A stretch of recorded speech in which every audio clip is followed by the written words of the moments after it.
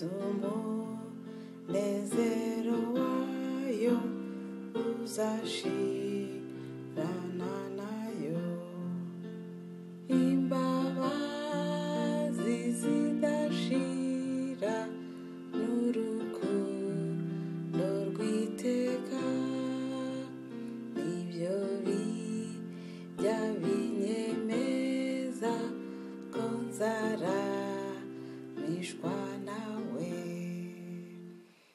Isi ndayihararutse mpisemo Yesu gusa, nziratu umusaraba we yatangiyeho kera, imbabazi zidashira n'urukundo rw'iteka, nibyo bijya binyemeza ko nzaramishwa nawe. Igitondo cyiza bene data, ndabaramukije mu izina rya Yesu, ngo ubune amahoro bya Kristo bibane n'umuntu wese. Ni indirimbo isi ndayihararutse mpisemo Yesu gusa.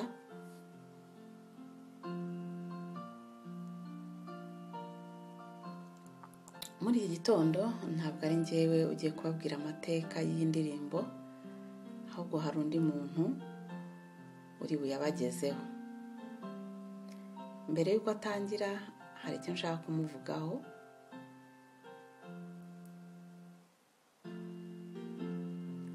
Mbere y'uko nohereza iyi ndirimbo, nagiye ngira amakuru menshi mbona kuri Red Pastor Rugerinyange Amon. Abantu bakimara kumva izi ndirimbo nkora, amateka y'indirimbo, bagiye bansanga barambwira bati, udukumbuje Pastor Rugerinyange, yajyaga avuga indirimbo n'amateka yazo kuri radiyo Ijwi ry'Ibyiringiro. Ati rwose turishimye cyane. Njye rero ntabwo nigeze ngira amahirwe yo kumva ibyo biganiro bya Red Pastor Amon Rugerinyange, ariko byahise bintera amatsiko, ndabireba, ngenda numva indirimbo zimwe yagiye akora.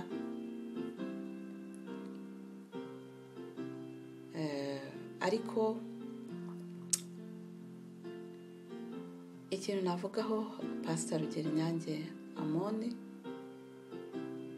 ndamuvuga nk'aho ari muzima, kuko Bibiliya iravuga ngo igihe abantu bajyaga impaka ku byerekeye umuzuko, Yesu yarababwiye ngo ariko ntabwo mwabwiye ko Imana ari Imana y'abariho atari Imana y'abapfuye. Is a God of the living, not God of the dead. So nubwo yasinziriye, bidatinze cyane tuzamubona. Kandi muribuka igitabo twasomye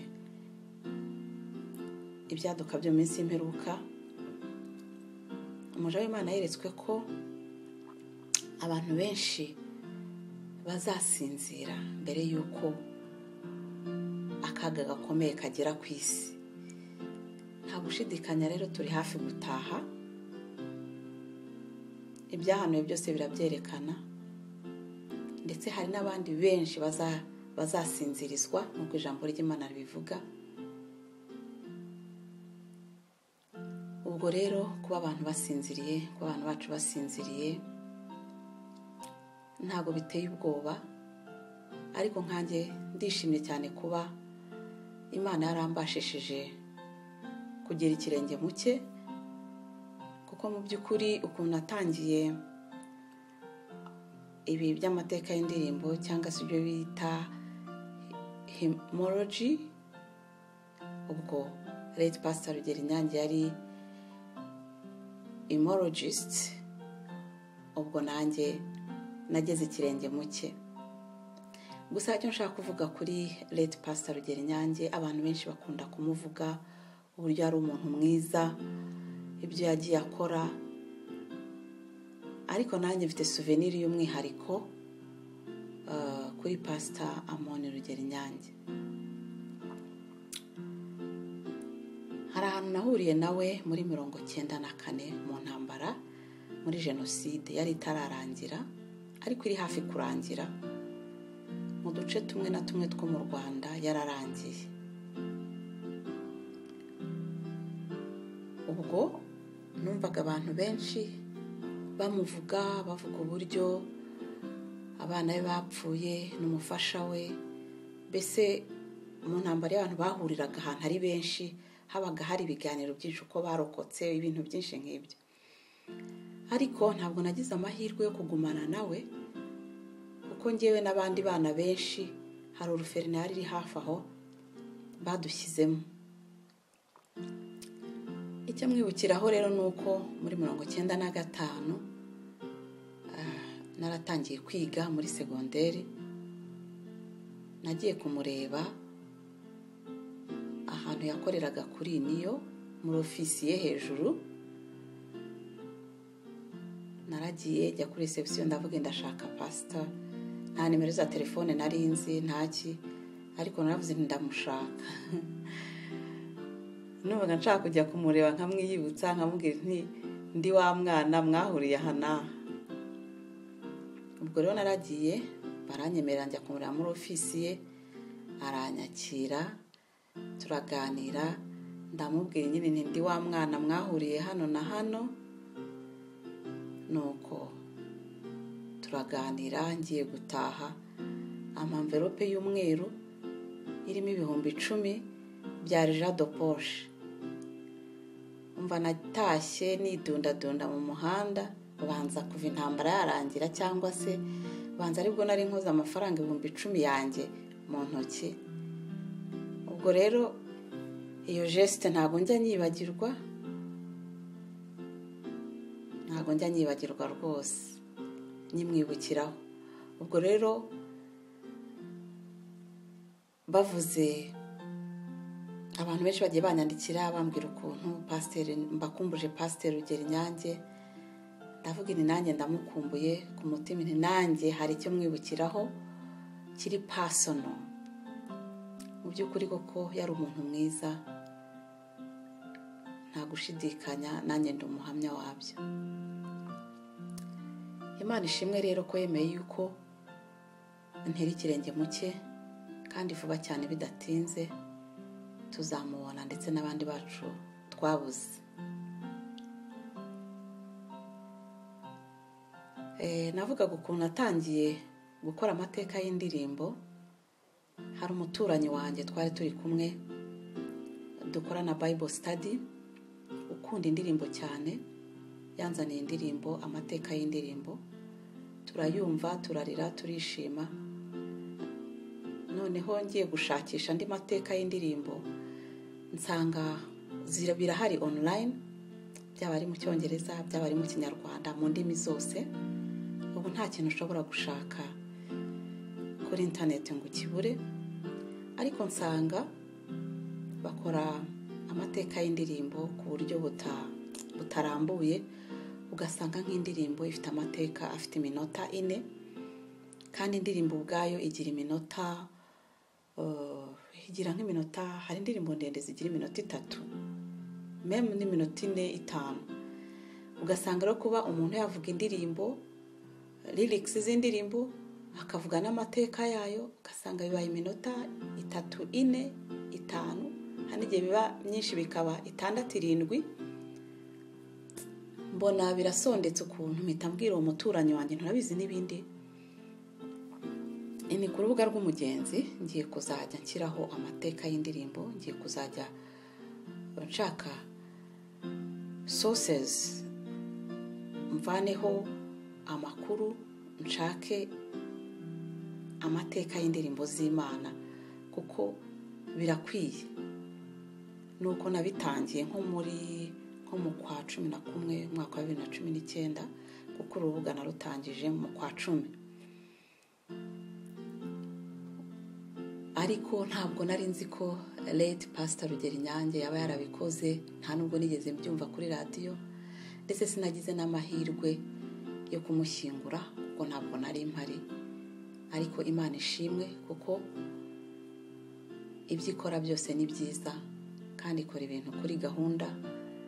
Rero ku bakunzi ba late Pastor Rugeri Nyange, mu ndirimbo ze yagiye akora, uyu munsi nabahitiyemo iyo ndirimbo isi ndayihararutse. Nizere ko ibashimisha. Mbifurije igitondo cyiza kandi mbifurije ko tuzahura n'inshuti yacu n'umubyeyi wacu Pastor late Pastor Amon Rugeri Nyange muri cya gitondo cyiza cy'umuzuko, ubwo impanda y'Imana izavuga, ibituro by'abera bigakinguka, abazaba ariho n'abazaba bazutse tugahurira mu kirere turirimba indirimbo zo kunesha.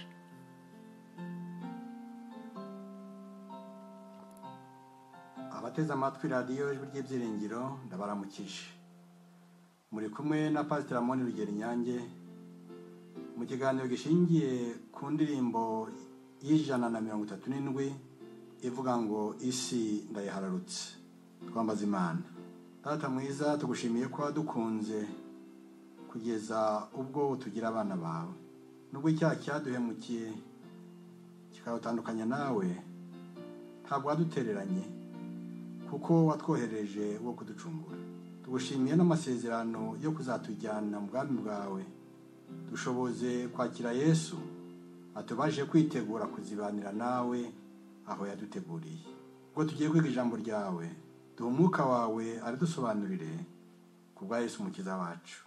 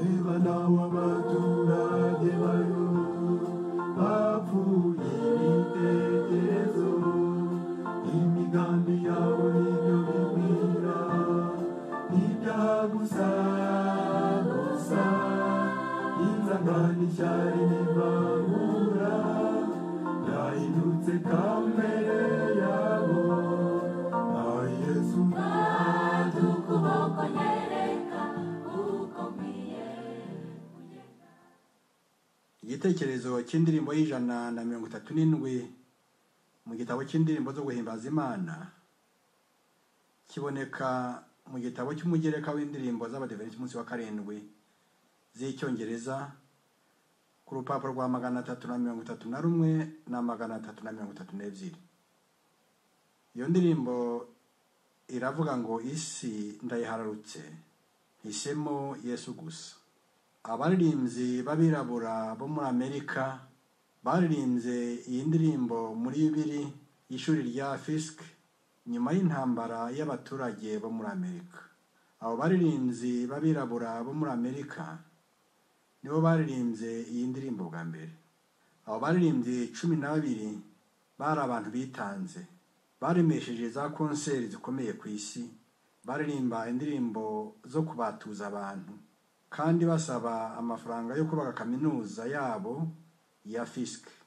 umugambi w'urugendo rwabo rwa mbere wari uwo gushaka amadolari 20,000 yo kubaka iryo shuri ryabo. Iryo shuri ryahanzwe mu mwaka w'1865 ryubakiwe abirabura b'i Nashville muri Tennessee ho muri Amerika. Baririnze ahantu henshi mu Burayi no muri Amerika.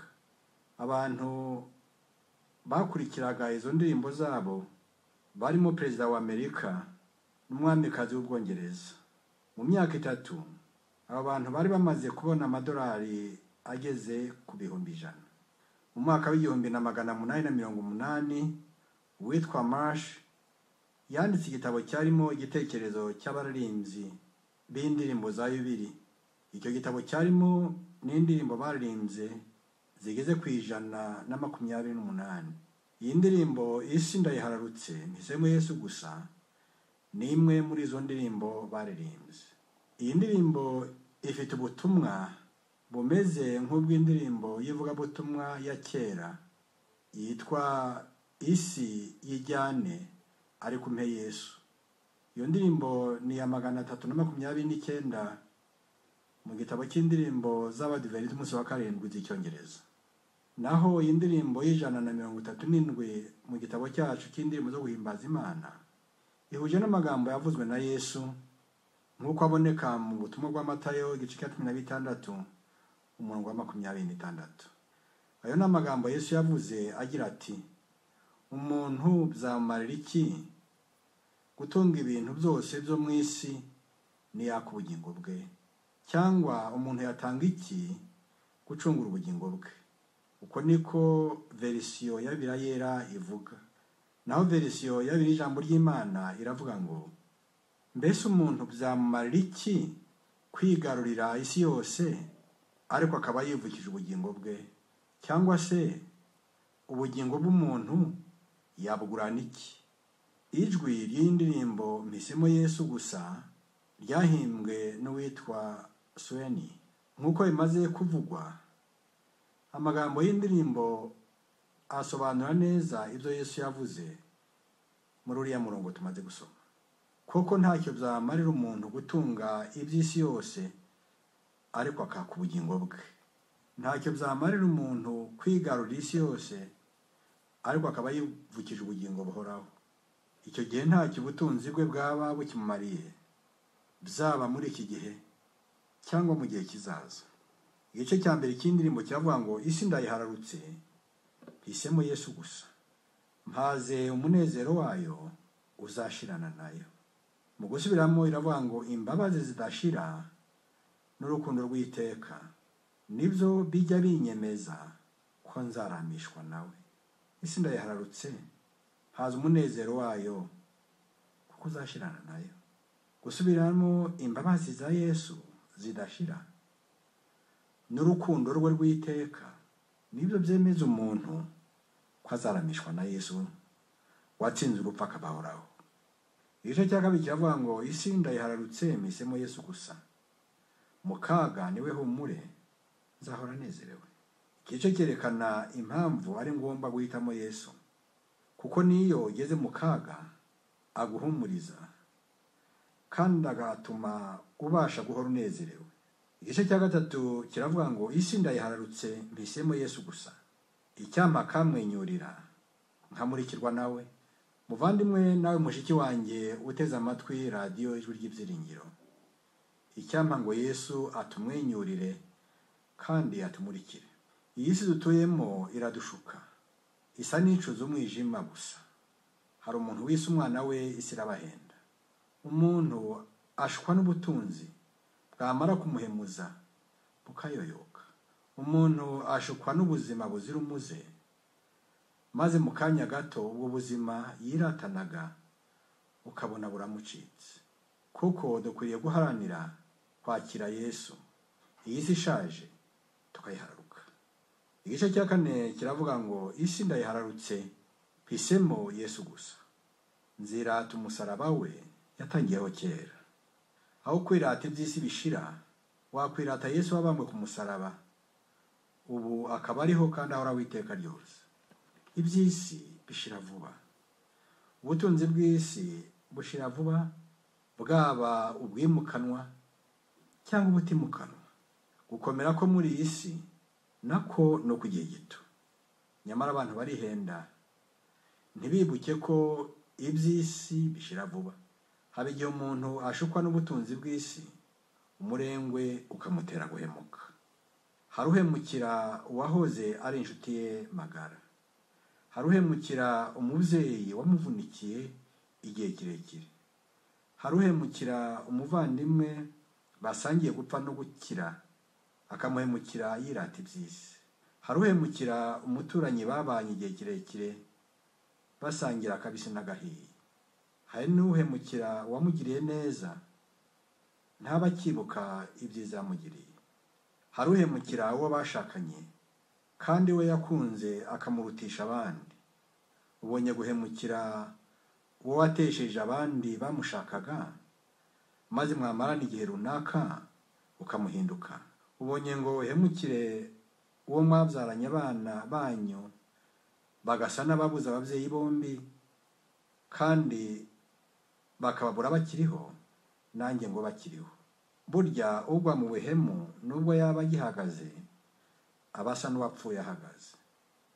Burya ubuhemu bubuza umuntu amahoro, yanaryama ntasinzire. Nubwo yaba yariye agahaga ndetse yanyoye agashira inyota, haba igihe abura amahoro rwose, kandi izima ntiritume yava ku kejo ngo yiyunge na mugenzi we yahemukiye. Abaje kumara iminsi yibwira ko ariho kandi yarashize. Burya guhemuka ni bibi.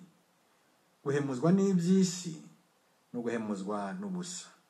Iby'isi bishira vuba kandi nta n'icyo bimarira umuntu. Iyo afite umutimanama uhora umurega ubuhemu, ntagira amahoro. Burya kandi hari abishuka ngo babasha gutandukana n'ababo bakaba bakwitegura ijuru neza. Icyo baba bibwira ko ari bwo babana na Yesu neza, batagifite ababuza amahoro nk'uko bibeshya, babishuka. Burya umuntu ajya kwanga mugenzi we yari amaze kwanga Yesu. Ufite Yesu ntabasha kwanga mugenzi we. Burya ufite Yesu aba afite byose. Mu rwandiko Pawulo yandikiye Abaroma mu gice cya 8 umurongo wa 32 haravuga ngo ubwo itimanye umwana wayo ikamutanga ku bwacu twese, izaburite kumuduhana n'ibindi byose. Ufite Yesu wabambwe ku musaraba niwe uba ari umutunzi uruta abandi. Hari wigeze kuvuga amagambo yanditswe mu ntero bise amatunda y'izahabu. Yaravuze ati umukire uruta abandi ku isi nuzi kunyurwa, kandi uzi kunyurwa ni uwakiriye Yesu. Utarakira Yesu, utagira Yesu, ntabasha kunyurwa. Ufite Yesu nta cyiza yabura cyo kuri iyi si, kuko isi n'ibiyuzuye ari ibye. Ufite Yesu ntabasha kuba inkewe, kuko n'abantu bose bari ku isi arabe. Aho Yesu ari, ibyiza byose biba bihari. Ufite Yesu aba afite icyemezo cy'uko ari umwana w'Imana. Abasa n'ufite inzogera iranga uwo ari we ko ari umwana w'Imana. Umva uko umuntu wasomye Bibiliya neza abivuga mu cyo yise ishusho y'inzogera. Yaravuze ati nzundi we. Icyo Bibiliya ivuga niki? Uwakiriye Yesu abazi ko ari umwana w'Imana. Yohana igice cya 1 umurongo wa 12. Uwakiriye Yesu aba ari inshuti ye. Yohana 15 umurongo wa 15. Uwakiriye Yesu ahorana nawe. Urwandiko rwa mbere rw'Abakorinto igice cya 6 umurongo wa 17. Ufite Yesu aba yaraguzwe igiciro gikomeye. Urwandiko rwa mbere rw'Abakorinto igice cya 6 umurongo wa 19 n'uwa 20. Ndetse nawe ubwe aba ari urusengero rwa Yesu Kristo. Uwakiriye Yesu aba ari uw'Imana. Abefeso igice cya 1 umurongo wa 1. Umufite aba ari umuhamya we. Ibyakozwe n'intumwa igice cya 1 umurongo wa 8. Umufite aba ari umunyu n'umucyo w'isi. Matayo 5 umurongo wa 13 n'uwa 14. umufite aba ari umwe nawe. Urwandiko rwa mbere rw'Abakorinto igice cya 1 umurongo wa 2. Ufite Yesu nta teka abasha gucirwaho. Abaroma 8 umurongo wa 1 n'uwa 2. Ufite Yesu aba ari umuturage w'ijuru kandi afite agaciro. Abaroma 8 umurongo wa 31 kugeza kwa 34. Ufite Yesu aba ari intumwa y'Imana yo kunga abantu. Urwandiko rwa mbere rw'Abakorinto igice cya 5 umurongo wa 17 kugeza kwa 21. Ufite Yesu abasha kugera ku Mana kubw'umwuka wayo. Abefesi igice cya 2 umurongo wa 18. Ufite Yesu abasa n'uwicaranye nawe mu ijuru mu buryo bw'umwuka.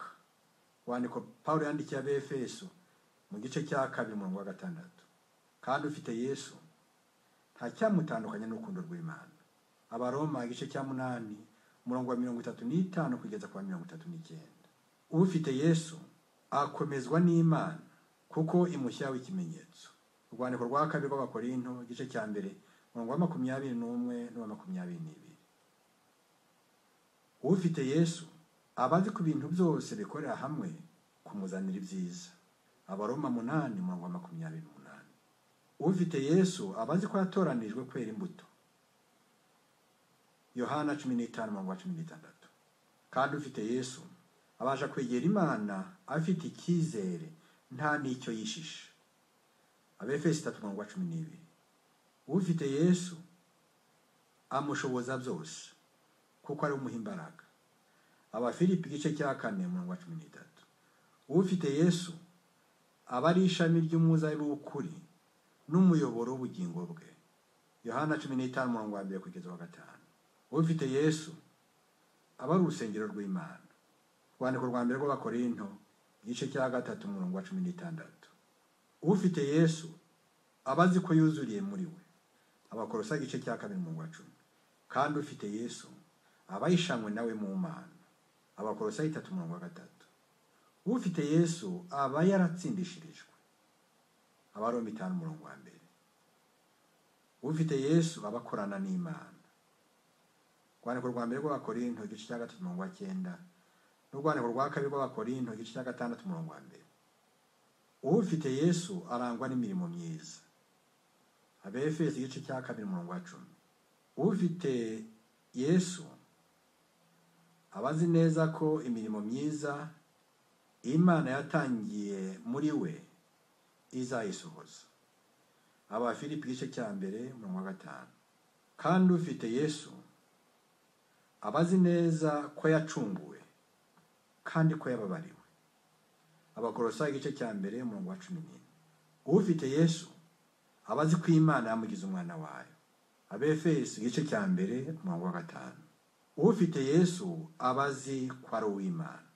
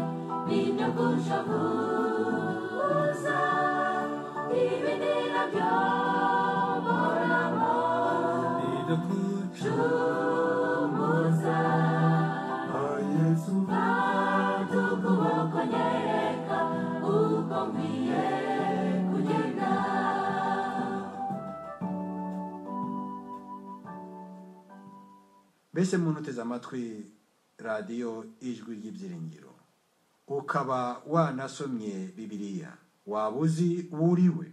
Ntidukwiriye gukomeza guhendwa n'iyi si ishaje. Dukwiriye kwakira Yesu tukaba dufite n'icyizere cy'ahazaza. Ntidukwiriye kuba imbata z'iyi mibiri ihinduka vuba mu kanya gato ikabira ducitse. Hari uwigeze kuvuga ati iyi mibiri dufata neza tukayambika neza tukayigaburira kandi twayisiga amavuta meza imeze nk'umwanzi. Ubasha kumva uri muzima nonaha, mu kanya gato ukumva urakonyotse. Icyo bita stroke ikaba igutuye hasi. Stroke ni iki? Ni uburwayi bufata ubwonko, byaba imitsi cyangwa kuvira imbere, bikaba byatuma umuntu apfa amarabira, cyangwa bikamutera kuba yaremara urugingo runaka rw'umubiri. Stroke ni uburwayi bwica vuba. Ingero ni nyinshi zabo yishe. Umugore yigeze gukomwa n'inkweto ye, arasitara aragwa, akomereka akantu gatoya. Bamushyiriye abamuvura, boza hakomeretse, bamubwira bati turabona nta kibazo ufite, itahire. Ataha yishima, akomeza kwishimira ubuzima yibwira ko birangiye. Nyuma y'amasaha runaka aba ararembye. Umugabo amujyana mu bitaro. Hashize igihe gito aba arapfuye. Bati azize stroke. Iyo ibimenyetso by'ubwo burwayi bimenyekanye hakiri kare, abaganga babasha gufasha umuntu agakira. Nyamara hari igihe umuntu aba afite n'ibimenyetso by'ubwo burwayi ariko atabizi, bitewe n'uko ibihe byinshi umuntu ajya kwa muganga ariko yumvise ko hari aho aribwa. Hari uwigeze kuvuga ati birasetsa, abatunze imodoka cyangwa ibindi byuma bagenderaho ayijyana mu igaraje ngo barebe uko imeze. Iyo igihe amavuta yashyiriwemo cyarenze adahinduwe, nyirayo ntagira amahoro.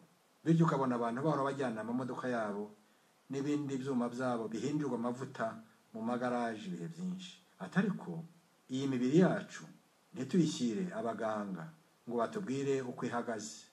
Ubasha kubaza umuntu kwaheruka kwipimisha akava ko yipimishije iki kandi atarwaye.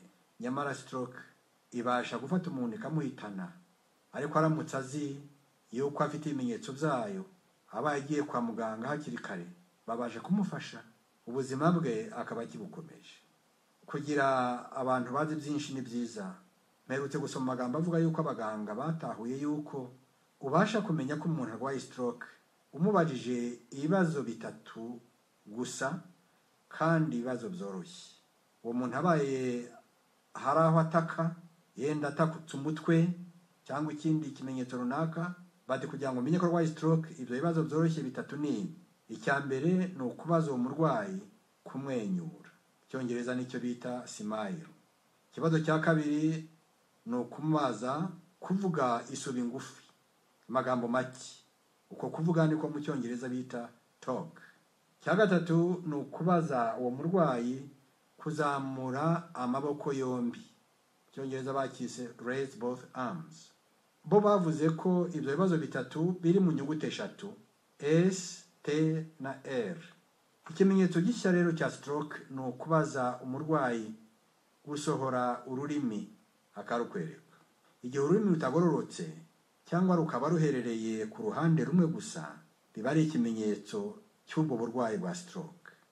Iyo umuntu afite ibyo bimenyetso rero bivuzwe haruguru, atabasha kumwenyura, atabasha kuvuga, atabasha kuzamura amaboko yombi icyarimwe, ururimi rwe rukaba rutagororotse kandi ruhereye ku ruhande rumwe, byaba byiza agiye kure abaganga bakamufasha. Nuko rero ubu buzima bwacu wibwira ko uri muzima kandi ufite ingorane, si ubwo kuguhemuza. Ubutunzi bw'igihe gitoya bubasha kugucika ureba cyangwa nawe ukabusiga, si bwo bukwiriye kuduhemuza. Ntibikwiriye kutubuza guhitamo kwakira Yesu, kuko ari we butunzi buhoraho. Umufite aba afite ubutunzi bw'iki gihe turimo n'ubutunzi bw'igihe kizaza. Mureke dusabe Imana iduhe kwakira Yesu, we butunzi buhoraho. Ikinezeza umutima wanjye n'ukwisatari gakondo yanjye, nzaguruka nyivemo nyisige, nigiraho Yesu yanteguriye.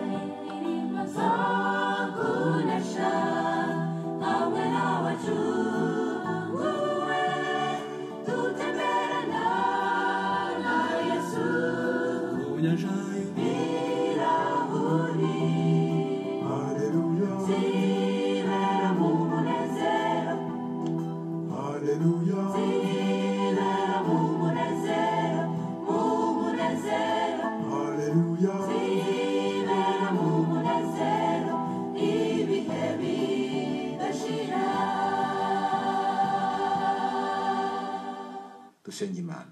Nyagasani, tugushimiye ijambo ryawe rihora riduhugura. Tumaze kwigira muri iyi ndirimbo ko dukwiriye kwirinda guhendwa n'iby'isi bishira, ko dukwiriye kwirinda n'ubu buzima bw'igihe gito. Nyagasani, duhe kwakira Yesu atubashishe kuba abaturage beza barangwa n'amahoro muri iki gihugu cyacu, kandi biteguye kuzatura naho twateguriwe mu bwami bwawe. Nyagasani, duhe kukumvira maze twemere kwakira Yesu aho guhendwa n'ubutunzi bw'isi n'ubuzima bw'igihe gito. Duhe kuzinuka iyi si n'ibibi byayo, maze duhitemo agakiza bigishoboka ku bwa Yesu umucunguzi wacu.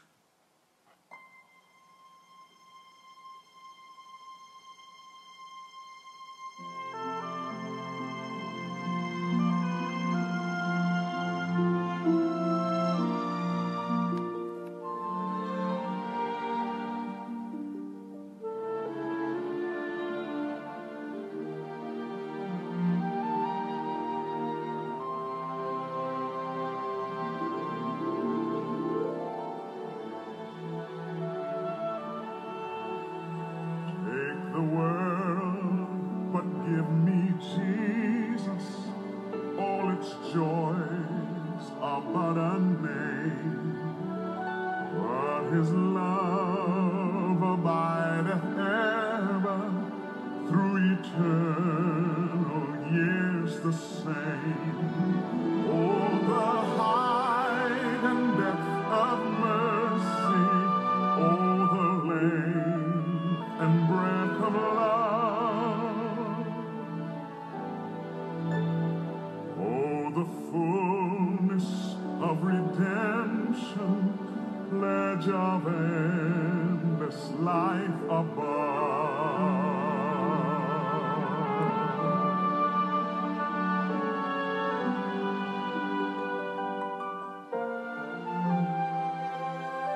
Take the world, but give me Jesus, sweetest comfort of my soul. With my Savior watching o'er me, I can sing though billows roll. Oh, the height and depth of mercy, oh, the length and breadth of love, oh, the fullness of redemption, pledge of endless life above.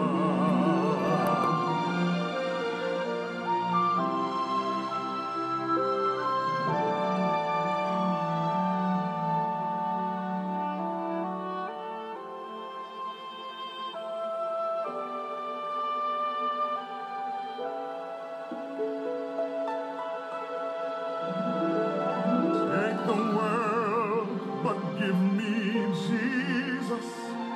In His cross my trust shall be, till with clearer, brighter vision, face to face, my Lord I see.